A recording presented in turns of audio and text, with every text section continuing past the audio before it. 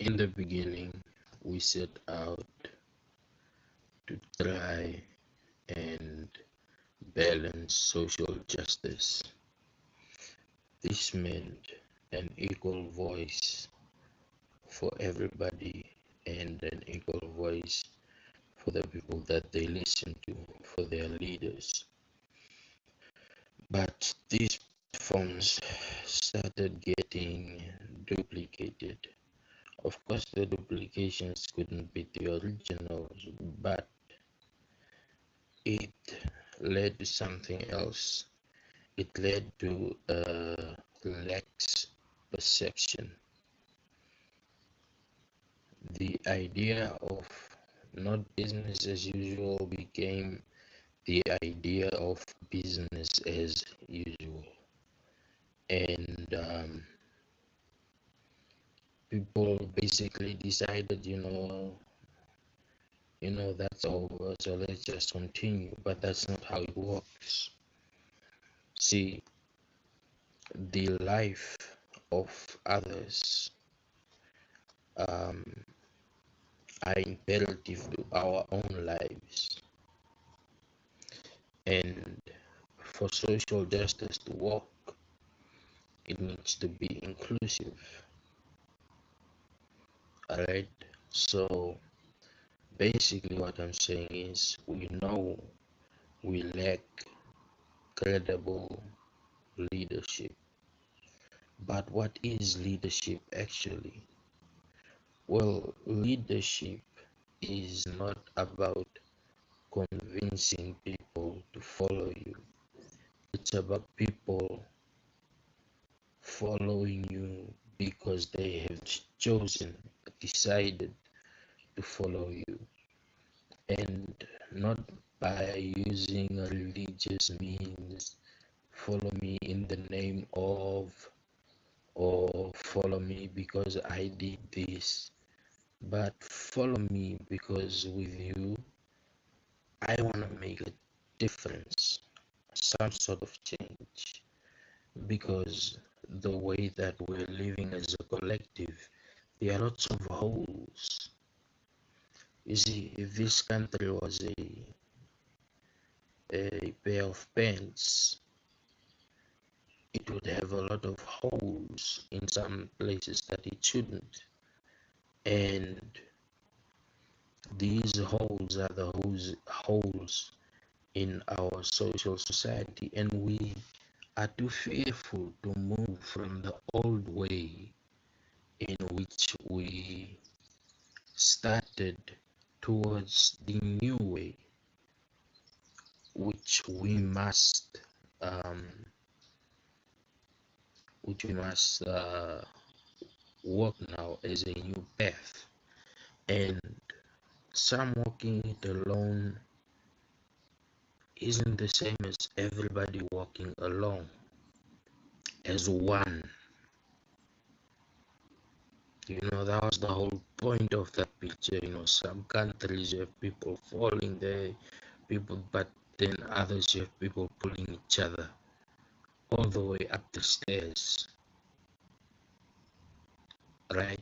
So I guess it's a dream to some, but I want to make sure that something's clear.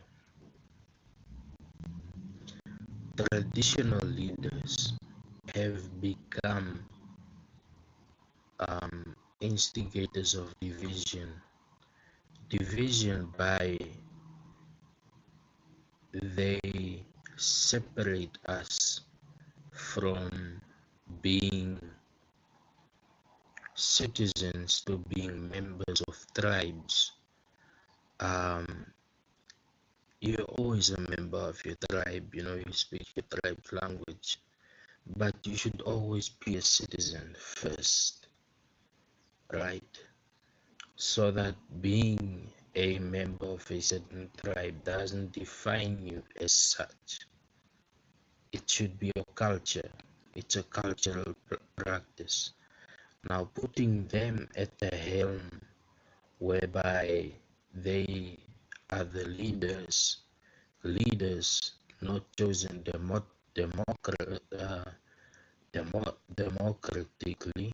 democratically, nor are they. Some are actually really unfit, and they don't have a structure. They are unstructured, and we've let this go on for a long time, and it's causing division. This country belongs to all, but you have people who are tying themselves only toward their own tribe, or and that's one of the settings that we need to get rid of, is isolating ourselves, or trying to isolate ourselves like other tribes are some sort of a danger, like they come to, destroy the tribe or something, while that isn't the case. So I really feel, um to be a leader in this stage, you you really have to look at so many perspectives, and you have to understand these perspectives before you go on to governmental structures, because we're so focused on our government and governing and politics that we forget that there is politics, and um, to a smaller scale some form of governing within chiefs and kings, tribal leaders. And this does have an impact on people, um, not as it used to, but I think they have been over empowered. They're supposed to preserve, not hold some sort of um, hypothetical power, right? They're supposed to give benefits to the community and not be beneficiaries. And these are one of the things that need to change. But in order for those things to change, it has to be this generation, the younger generation, because the older guys, they're old. I'm not saying they're old as in a bad way. There are some who are still young at heart and who understand how the world works today, but I mean old as in they're very nostalgic, to how they grew up, the way things were, and they want to kind of preserve certain traditions that they had, try to raise their kids in that way and fashion, but you cannot bring that to your professional job, right? That should be a personal part of whoever uh, you are in whatever position you reside over. um, we said we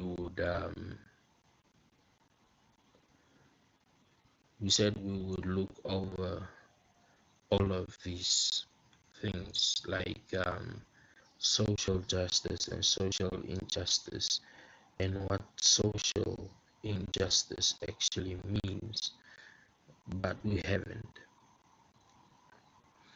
We had the statistics and was supposed to put the statistics agency as one of the people that work for us, in helping with getting statistics and polls of opinions that the people have, and ones that are free and private, so that people can be honest.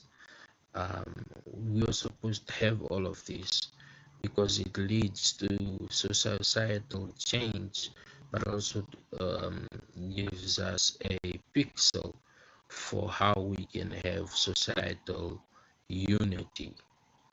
And I keep looking and I don't find something that can truly unite us, except for the fact that we are one nation, right? We are one nation. We should come first. And we should come first in all aspects of what we do. Our sports, our minds, the jobs that are being created, everything, you know. So in order for us to get to that stage of thinking, it takes a lot of teaching. For example, you can just find someone and be like, hey, you wanna, you become one of those people that try to recruit people to their church. And this is serious. So I say, when we introspect, as we look deep down, in ourselves and outside, as we introspect, we should also look at our own surroundings and decide to make that change without permission. We don't need anybody's validation. We never have. And yet here we are asking for validation and permission. Right? I'm not talking about doing things with force. No, we can't do things by force. That's just wrong.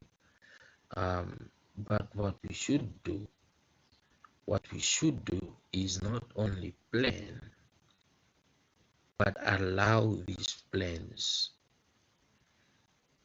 to be plans that are championed by entire communities, societies, as opposed to just one.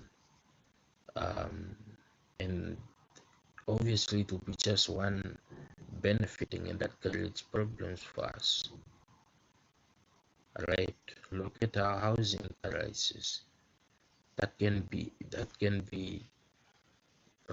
ended if you just take land that isn't already used, and you make it usable. um, Investing in the future, because the future debt is of the future generation. So the investments must be of future.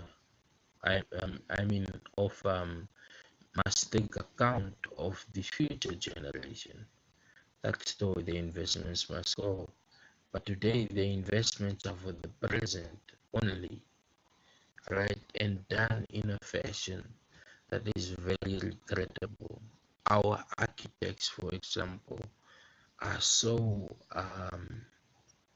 undermined, and some abuse their positions.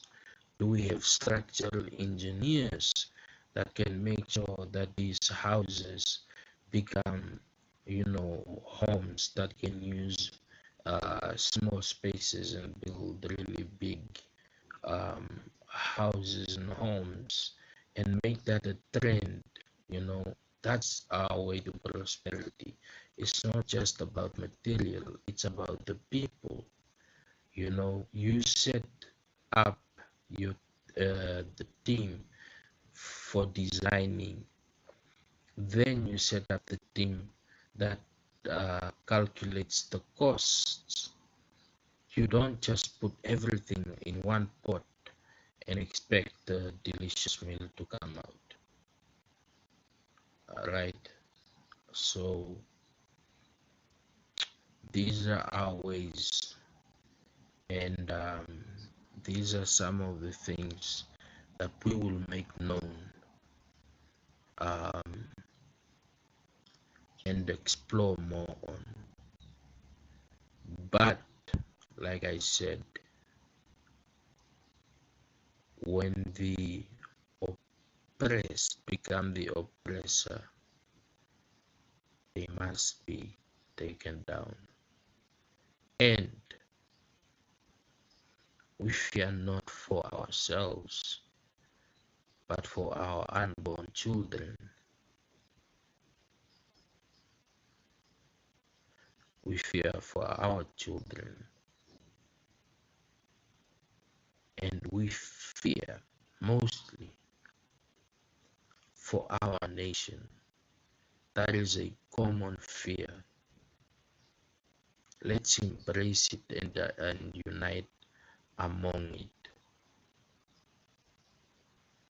so that we are not solitudinal anymore, because our worry is of the same nature. So I say, salute to everybody. Have a great week ahead.